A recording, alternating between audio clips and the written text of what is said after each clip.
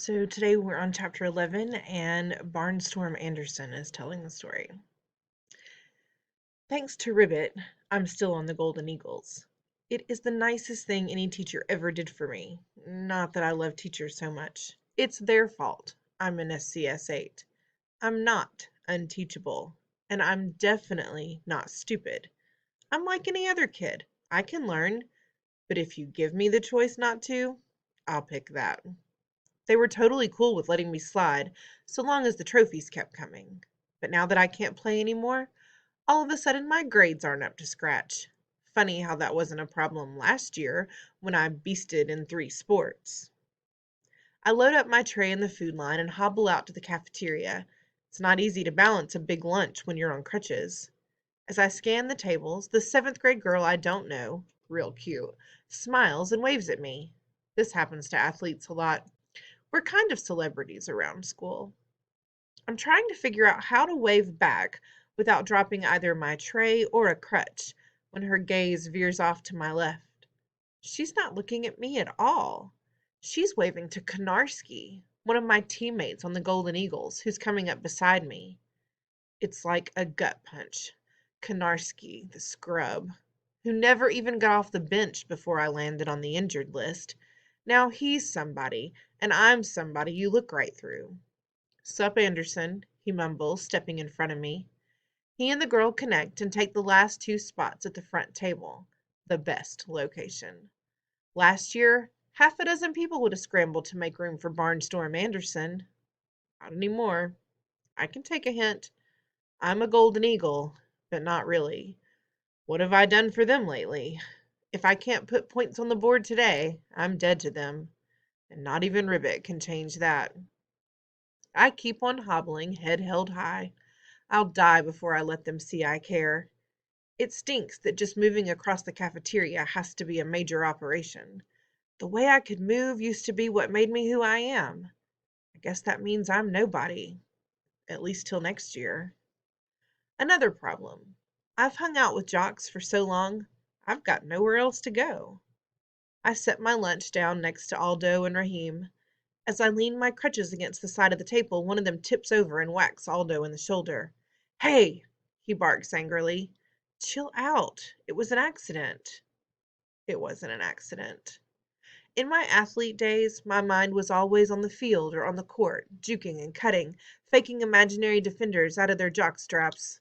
Now that I'm off sports, I don't do that anymore, and my poor mind has nothing to focus on. So I spend my time thinking of ways to get a rise out of Aldo. It's almost too easy.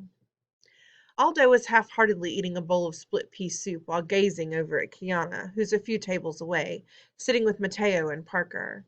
That's the rest of SCS 8, except for Elaine, who eats alone, surrounded by a buffer zone of empty tables. People have been keeping their distance from her ever since she chucked this kid into the salad bar. Even in the lunchroom, Elaine rhymes with pain. While Aldo's staring at Kiana, I reach over and dump half a shaker of black pepper into his soup. I can't help it. It's almost not my fault. Raheem snickers and doodles a napkin sketch of Aldo with Snoke coming out of his ears. Meanwhile, Kiana catches Aldo looking at her. Embarrassed, he picks up his soup bowl and guzzles what's left of it, pepper and all. A split second later, a green geyser of pea soup sprays across the room, propelled by a scream. "What did you do that for?" he rasps. I can't answer because I'm laughing too hard. So is Raheem. When Aldo sees the napkin sketch, he stabs it with his spoon, which snaps in half. That gets us a caution from the lunchroom monitor, who raises the quiet alert level from green to amber on the traffic signal at the front of the cafeteria. "You gotta tone it down, man," I manage, fighting to control my laughter. "Everything makes you fly off the handle." "Not true," he bellows in my face, and the traffic signal goes to red. Now nobody's allowed to talk for the rest of lunch, and it's all Aldo's fault. Raheem and I exchange a fist bump under the table. Afterward, when we're walking back to room 117, everybody else is walking, I'm thumping on my crutches, I can't resist rubbing a little more salt in Aldo's wounds. "Kiana was watching you the whole time," I assure him. "She probably thinks you're nuts or something." Did I ask you to put a pound of pepper in my soup? He demands. Okay, but you don't have to get so mad about it. You're mad at me, you're mad at Raheem, you're mad at the cafeteria for changing the chicken nugget recipe, you're mad at Ribbit. I am not mad at Ribbit, he mutters. You said you were before. Yeah, well, I changed my mind. Fine, I agree. Everything makes you mad except Ribbit. And I stop bugging him because I keep thinking about Mr. Kermit fighting with the office to get me in the pep rally.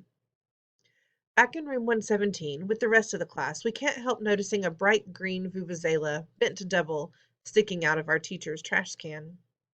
If Ribbit thinks he can get rid of all those things one at a time, puts in Raheem, he's in for a really rough spirit week. I can't understand what makes him tick, puts in Kiana. Most of the time, he never opens his mouth, but blow a vuvuzela and he'll scream you an opera. They make him mad, I say, with a wink at Aldo. He's the Grinch, Mateo pipes up suddenly. I thought he was Squidward, Parker reminds him. Mateo shakes his head. The Grinch, definitely. The Grinch hates Christmas because he can't stand the noise, while Mr. Kermit hates Spirit Week because he can't stand vuvuzelas. Everybody hates something, I retort. I don't like lima beans. Am I the Grinch too? It's not just what you hate, it's why you hate it, Mateo replies seriously. Indiana Jones hates snakes because he's afraid of them. Superman hates kryptonite because it's his weakness. The Wicked Witch of the West hates water because it makes her melt. But Mr. Kermit and the Grinch are both haters for the same reason. Noise. Ribbit comes in and the first thing he sees is all of us staring into his wastebasket at the broken vuvuzela. He seems annoyed at first, but then his expression changes to one of sympathy. I have some bad news about Spirit Week. It's okay, Mr. Kermit, Kiana interrupts. We know you tried your best to talk the principal into letting us be a part of it. Let me tell you about Spirit. The teacher comes alive, making eye contact with each of us as he speaks. No one can command you to have spirit, not principals, governors, presidents, or even kings. There's no spirit switch in your brain that can be flipped on or off. Spirit isn't a week you can put on your calendar. It doesn't come from posters or streamers or rallies or funny hat days. And it definitely doesn't come from making an ungodly racket with a cheap plastic instrument of torture that was invented purely for disturbing the peace. It's the most he said to us all year. I can't explain it, but it feels like a kind of breakthrough, although what we're breaking through to, I have no clue. Maybe it's this. In all my years in school, I've never heard a teacher say something that was so completely, totally honest.